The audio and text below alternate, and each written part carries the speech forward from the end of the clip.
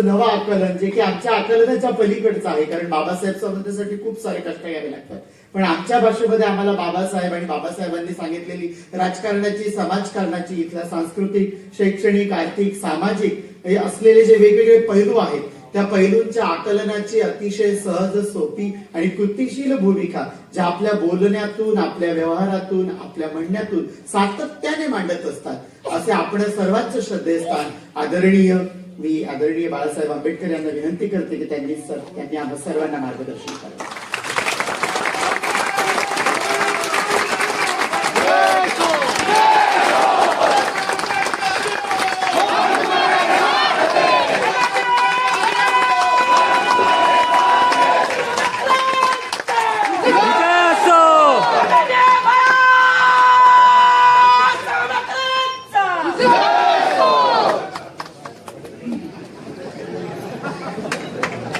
उद्घाटनाच्या निमित्ताने या ठिकाणी मंचकावरती उपस्थित असणारे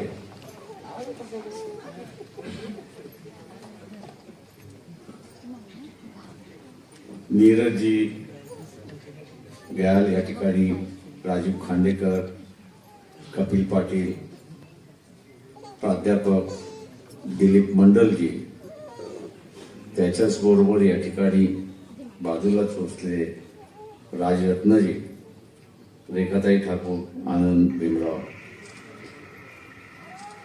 प्रबुद्ध भारताचे असणारे संपादक मंडळ आणि त्याच्याच बरोबर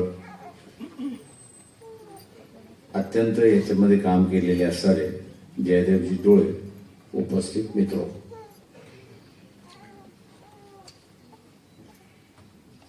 जे सुचत गेलं ते लिहित गेलं.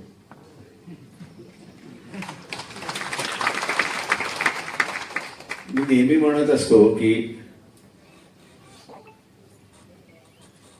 आयुष्यातला विचारांचा फंडा हा जर क्लिअर असेल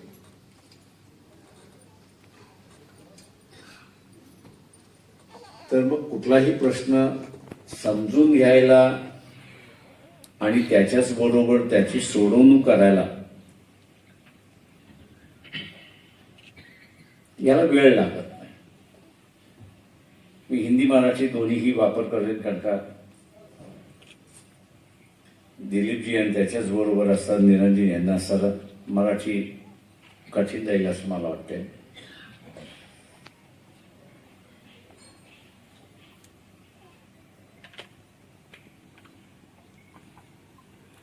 अगर किसी वक्त आपके प्रिंसिपल्स, आपके फंडास जो है और उसकी क्लैरिटी आपके पास है तो आप उस परिस्थिति को आईने की तरह देख सकते हैं.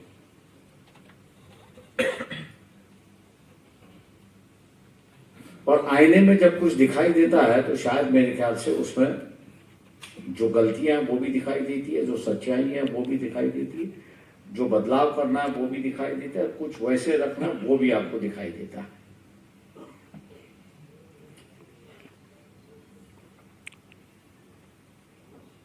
मैं ये मान के चलता हूं कि ज्या अध्ययन हुआ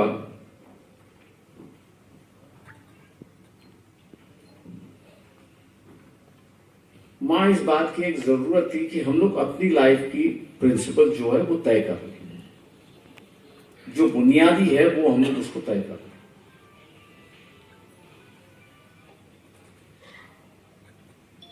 और बुनियादी बातें जब तय हो जाती है, बुनियादी प्रिंसिपल जब तय हो जाते हैं तो मैं समझता हूं कि आपकी सोचने का तरीका उसी तरीके से आगे बढ़ते जाता है, उस पर बढ़ोतरी हो जाती है और उसी से जो है वो आपकी और आपका नजरिया भी चीजों को देखने की, सोचने की एक विचारधारा बना देता है. मैं इसी बात को लेके ये कहूंगा कि हम लोग हमेशा सत्ता की राजनीति करते हैं.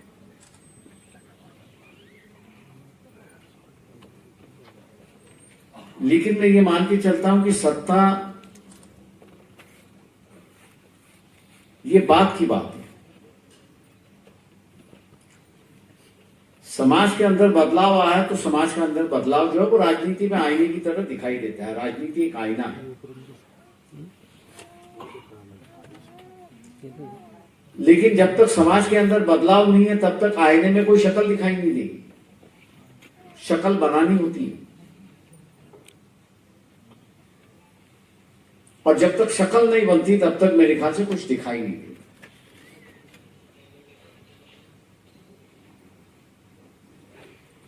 इतिहास जैसे मंडल जी ने कहा कि बीत चुका है, उससे सिर्फ हम सीख सकते हैं, उसको दोहरा नहीं सकते।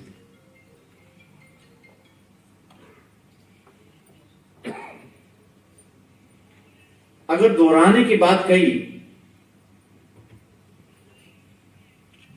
तो हो सकता है कि गलत हो जाएगा, और एक तरीके से उसने दंगों की राजनीति से अपने आप को अलग रखा और शांति की ओर एक पहलू उसने आगे बढ़ा दिया। ये एक बदलाव की बात है, इसको हम लोग ने गौर से सोचना चाहिए। और इसी वर्ग को मैं कहता हूं कि हम लोग किस तरह से आगे ले जाएंगे, ये सबसे बड़ी बात।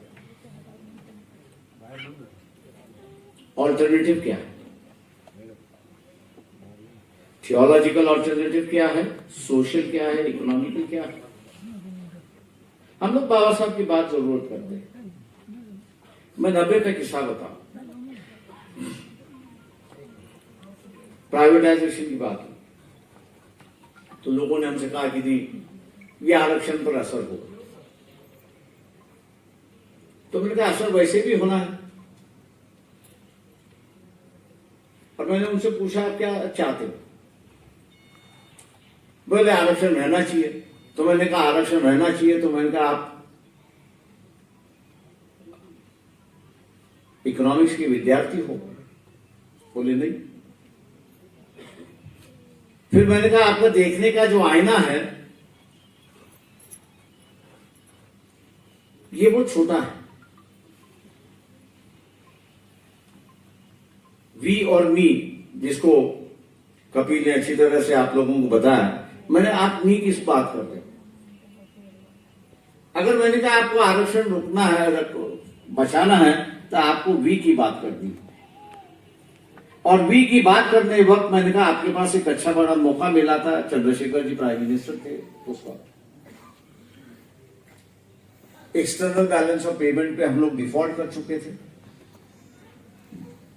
लेकिन मैंने कहा पब्लिक सेक्टर बड़ा था, इसलिए दुनिया का घावा हम पर हुआ नहीं आर्थिक दृष्टिकोण से।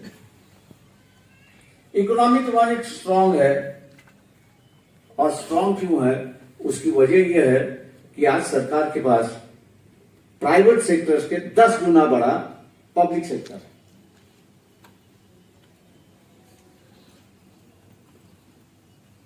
मैंने कहा इसको ही हाईलाइट करना जरूरी है कि भैया एक्सटर्नल बैलेंस ऑफ पेमेंट हमारा कभी भी हो सकता है। और मैंने कहा इसके लिए सरकार ने यही कहना चाहिए कि पब्लिक सेक्टर बचना चाहिए। मैंने कहा पब्लिक सेक्टर बच गया तो आरक्षण बच गया।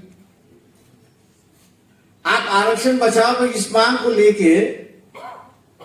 के बजाय पब्लिक सेक्टर अगर बचता है तो आर्थिक दृष्टिकोण से इस देश को हम लोग बचा सकते हैं। ये लाइन हम लोग लेना चाहिए। लेकिन दुर्भाग्य है कि आज भी हम लोग वी ना बन सके, आज ही बन चुके हैं, और यही सबसे बड़ी कमजोरी है, ऐसा मैं मान के चलता हूं आज के वक्त में, कि धार्मिक शक्तियां जो है वो बढ़ रही है। उसकी वजह वही है।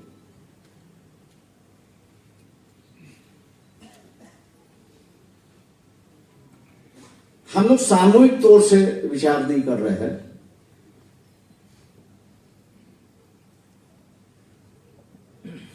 जो मुझे सिखाने आते, समझाने आते, सजेस्ट करने आते, तब उनसे सुनने के बाद एक सवाल करता हूं, भैया पिछले 5 साल में आपने कुछ किया क्या?